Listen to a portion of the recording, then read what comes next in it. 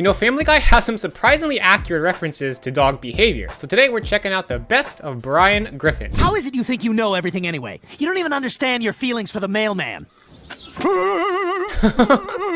motherfucker, get out of here, I'll kill you! But come back tomorrow, same time. I get very sad on Sundays. Mailmen and dogs, it's such a good example of how well dogs learn through routine and consistency. Believe it or not, your mailman or Amazon delivery guy, whoever it is, actually trains the dog to bark. Think about it. Every single day, the mailman starts approaching the house. So what happens? The dog starts to bark. Mailman does a job, puts the mail in, and leaves while the dog is barking. And in the dog's mind, the dog goes, wow, when I bark, I get this guy to go away. And then the dog gets reinforcement of it 6-7 days a week. And the dog starts to learn that, hey, barking works. Yo, that sounded smooth, y'all. I just have a Oh no. Oh God, I'm so sorry I keep doing that. Oh God, please forgive me. I get that from my father. He's from a different generation. It's, Whatever, man. We cool? We good? Yeah, we're cool. Fine. I've actually had people come to me with racist dogs before. And the reality is dogs are not racist. Dogs are under-socialized. Maybe you live in a city where, you know, the majority of the population is predominantly white, right? And that's where your puppy was raised and socialized around lots of white people. They never were exposed to anybody of any other color, any other race when they were younger. Well, when you're walking your dog down the street one day, or you're in a different city or whatever, and your dog sees somebody who looks much different skin tone, they've never been exposed to that. And what happens is they get afraid. Dogs don't have any sort of concept of what race even means to people. They're just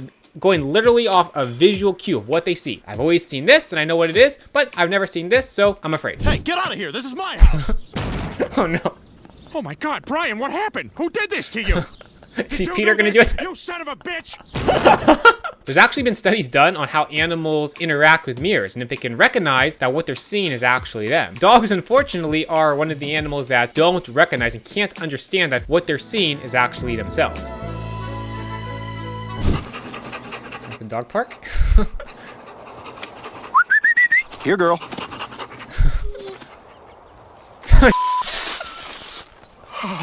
It always seems funny through human eyes, dogs sniffing each other's butts, but this is actually the safest way for dogs to meet because that's how dogs smell the other dog's pheromones and they learn so much about the other dog. Meg, take Stewie upstairs. Brian's in trouble. What are you doing? Oh, you don't know that either. The dog whistle? Last chance, Brian. Oh god. If you ever want to use the dog whistle, you do have to keep that in mind, that dog whistles can, just like any other tool, be abused. Dogs hear at a much higher frequency than us humans do. So that sound of the dog whistle is a lot harsher on their ears, and if you abuse it, you actually can cause hearing damage to the dog. Don't touch my stick.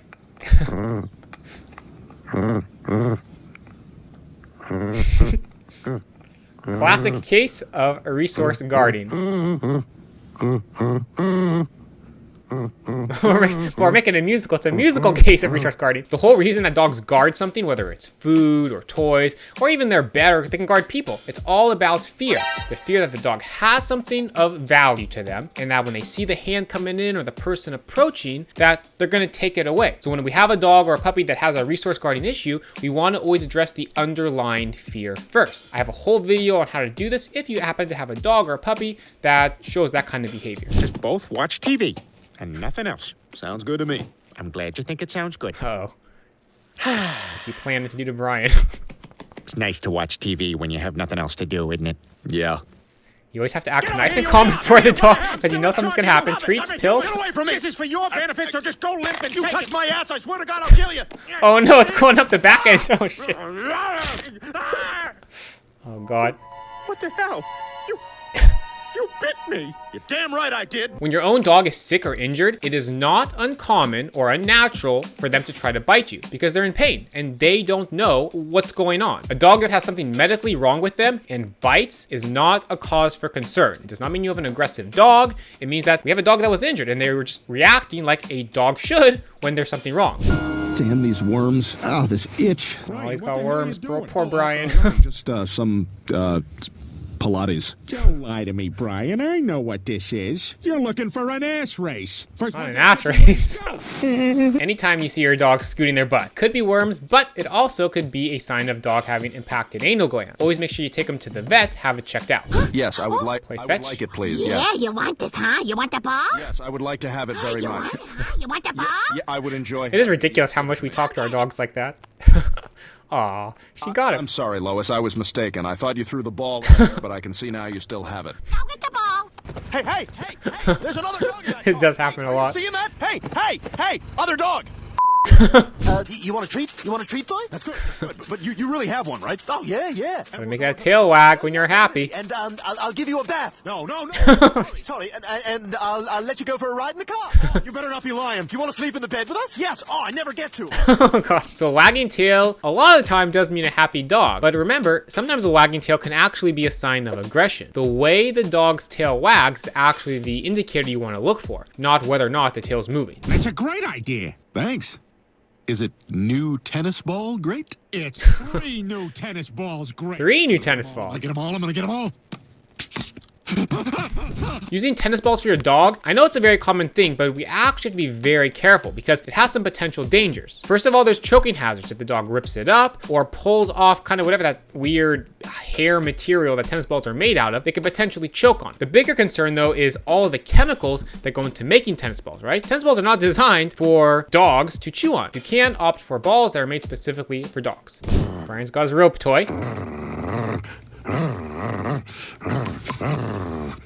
Try to distract him so you can get the toy away. Says nope. I like my rope toy. No. I don't want to make that trade. I thought I wanted to make that trade, but I don't want to make that trade.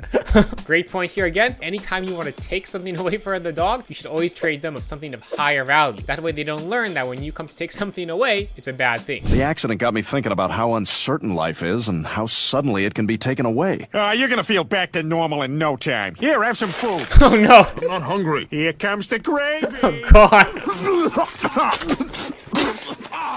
Anytime your dog has to wear the cone of shame for medical reasons, I would always try to opt for a blow-up type collar or a more cushioned one. It's just a little more comfortable for the dog, easier for them to live with. You know what? That's fine. I'll just go have a dog-style celebration by myself. Dog style celebration. What is this gonna do? Awesome time. This is very fun for me. Hey! This is fun, right? The best. And me too. Not Peter. I can't believe Horace is dead.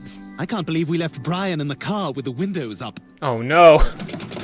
I'm gonna pee. Leaving your dog in a car is never a good idea, but especially when it's hot. Your dog can overheat so quickly, and it is just not worth the risk. People don't realize just how fast dogs can actually overheat in cars, even when it's not super hot out. On a day where it's only maybe 60, 65 degrees, in a car where the windows are shut, the temperatures can rise up very, very fast. We risk our dog having heat stroke, and a dog that has heat stroke eventually is gonna die. So whatever you do, please never leave your dog in a car with the windows rolled up, without the air conditioning on, or asking for something bad to happen. Hey, is the party good out there? Can I come out? Find the baby gate. You're fine in the kitchen. Is there food on the floor? Clean it up. No. Oh, come on, Joe just dropped a crack. Joe just dropped a cracker. Oh, don't shut the door on him. Damn it, Brian. I can't figure out how to open the gate. Baby gates are actually a very useful tool when it comes to confining dogs. There's actually a lot of companies nowadays that make baby gates that are specifically made for dogs, and they'll either have a little dog door in the bottom, or the whole thing will open up so you can just step through. I love using baby gates to kind of confine a dog to a room, and we make that the safe room as opposed to having to put a dog in a crate. Hey, this is my house. I'm gonna jump forward but backwards to show you how serious I am. When you see real dogs jumping back and forth, 99% of the time it's actually a sign of play and the dog trying to get whatever that thing is to engage with it. Very rarely do you see a dog doing that kind of motion when they're actually guarding something. All right guys, that's all for today. Thanks for watching. If you like this video, be sure to hit that like button, subscribe to the channel, and hit that bell so you get notifications when new videos go live. And if you ever need a little extra help training your dog, check out my website, brightdog.com. See you next time.